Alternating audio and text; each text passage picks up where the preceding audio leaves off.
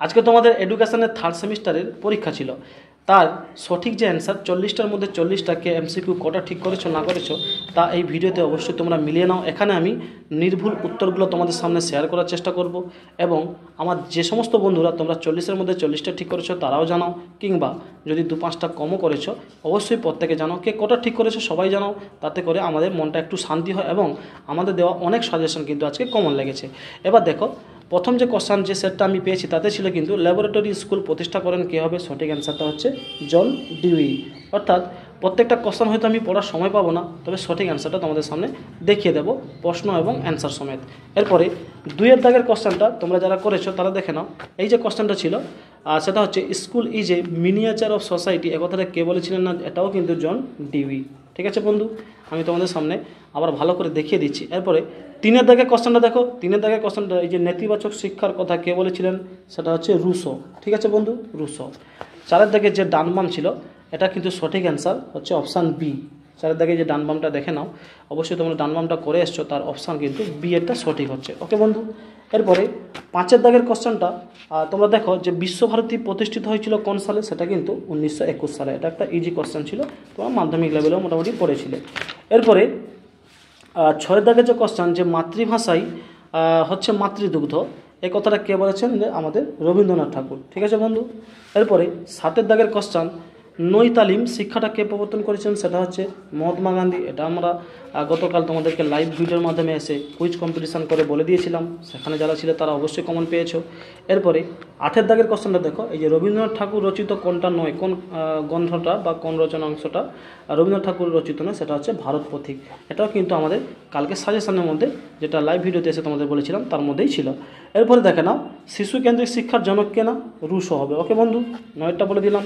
এরপরে 10-এরটা দেখো, education is the manifestation of perfection already in man, এই কথাটা কে বলেছে, এটাও আমাদের সাজেশনের মধ্যে থেকে কমন। আমি তোমাদেরকে গতকালকে একটা ভিডিওতে বলেছিলাম এই কোশ্চেনটা অবশ্যই পড়বে, অর্থাৎ যে কয়েকটি কোশ্চেন আমি বলেছিলাম 10টার মধ্যে 7-8টা তো অবশ্যই লেগেছে, সেটা হচ্ছে বিবেকানন্দ। তো সেটা দেখে নিয়েছো।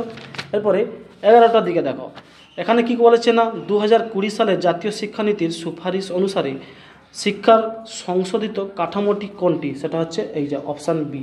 ঠিক আছে বন্ধু, অবশ্যই দেখে নিয়েছো আশা রাখছি। এরপরে 12 দাগের কোশ্চেনটা দেখো, ডায়েট বা ডিআইইটি প্রতিষ্ঠার সুপারিশ করা হয়েছিল 1986 সালের শিক্ষা কমিশনে।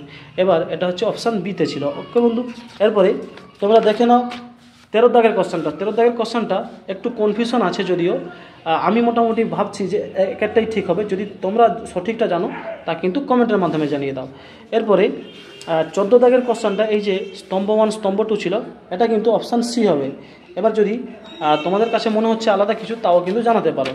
এরপরে দেখে নাও 15 দাগের কোশ্চেনটা। 15 দাগের কোশ্চেনটা এটা কিন্তু অপশান বি হবে, 8 লক্ষ। ঠিক আছে বন্ধু, এবারে অপারেশন ব্লকবার, এটা একদম কনফার্ম, সবাই জানো অপশান বি হবে, প্রাথমিক শিক্ষার সাথে জড়িত ছিল। 17 দাগের কোশ্চেনটা দেখো, এটা কিন্তু অপশান বি হবে। ওকে বন্ধু, অপশান বি হবে। 17 দাগের কোশ্চেনটা দেখে নিও।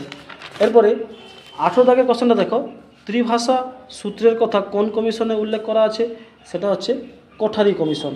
ভেরি ভেরি ইম্পর্ট্যান্ট ছিল, আমি বলেছিলাম কমন লেগেছে। আমাদের কোশ্চেন থেকে অবশ্যই যে সাজেশনগুলো তোমাদেরকে দিয়েছিলাম তার মধ্যে থেকে হুবহু ম্যাক্সিমাম কোশ্চেন কমন এসছে, 30+ কমন আমরা লাগিয়েছি। এরপরে দেখো বহুমুখী বা মাল্টিপারপাস বিদ্যালয় প্রতিষ্ঠার সুপারিশ করেছিল কোন কমিশন, সেটা হচ্ছে মুদালিয়ার কমিশন। এগুলো আমাদের সাজেশনের বন্ধু হুবহু কমন। এরপরে তোমরা 20 দাগের কোশ্চেনটা সঠিক কিন্তু রাধাকৃষ্ণন কমিশন। কি বললাম, রাধাকৃষ্ণন কমিশন, ভারতের যেটা স্বাধীন ভারতের প্রথম শিক্ষা কমিশন হচ্ছে কেন, রাধাকৃষ্ণন কমিশন। এরপরে 21 দাগেটা দেখো, ইউইর পূর্ণ নাম কি, এটা এই যে বিয়ের অপশানটা হচ্ছে। ঠিক আছে বন্ধু, অবশ্যই কমন।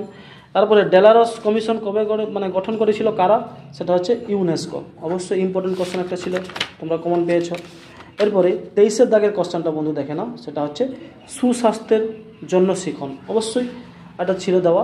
এরপরে 24 দাগেটা দেখো, 24 দাগের সঠিক অ্যান্সারটা কিন্তু অপশান সি, অর্থাৎ জমতিয়ান থাইল্যান্ড। ওকে, 24 দাগের যে কোশ্চেনটা যা প্রশ্ন আছে তার সঠিক অ্যান্সারটা কিন্তু এই অপশান সি হবে। এরপরে 25 দাগেটা দেখো, এটা হচ্ছে শিখন একটি অন্তর্নিহিত সম্পদ, একদম কনফার্ম। এগুলো আমরা যেগুলো বলে দিচ্ছি সেগুলো কিন্তু নির্ভুল তোমাদেরকে বলে দিচ্ছে। এবার CWSN এর পুরো নাম হচ্ছে এই যে বিয়ের অপশানটা, চিলড্রেন উইথ স্পেশাল নিডস। অবশ্যই এটা কমন ছিল বন্ধু, এটাও আমাদের সাজেশন থেকে কমন।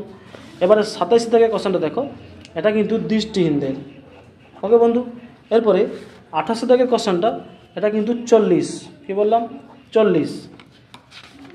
এরপরে 29 দাগের কোশ্চেনটা দেখো, এটা হচ্ছে স্যামুয়েল কার্ক, কি বললাম শিখন অক্ষমতা শব্দের জনক হচ্ছে স্যামুয়েল কার্ক। এরপরে 30 দাগের কোশ্চেনটা দেখো, এটা হচ্ছে কলকাতা। ঠিক আছে বন্ধু, কলকাতা। অবশ্যই তোমরা এগুলো কমন পেয়েছো বা লিখে এসেছো আশা রাখছি। 31 দাগের কোশ্চেনটা এটা কিন্তু 2010 সাল, কি বললাম 2010 সাল। ঠিক আছে বন্ধু। এরপরে 32 দাগের যে কোশ্চেনটা, ইতিবাচক মনোবিজ্ঞানের জনক কে ছিলেন না, মার্টিন সেলিগম্যান, কি বললাম মার্টিন সেলিগম্যান। এরপরে বন্ধু 33 দাগের যে কোশ্চেনটা সেটা হচ্ছে কি হবে না, অ্যাকমপ্লিশমেন্ট, দেখো অপশান বি এ রয়েছে। এরপরে তোমরা সরাসরি 34 দাগেরটা দেখো, 34 দাগের সঠিক অ্যান্সারটা কিন্তু সম্ভবত উদ্বিগ্নতা হবে, তবে কেউ কেউ হতাশা বলছে। ঠিক আছে, এটা একটু কনফিউশনমূলক কোশ্চেন, আমি তোমাদের মতামত চাইছি।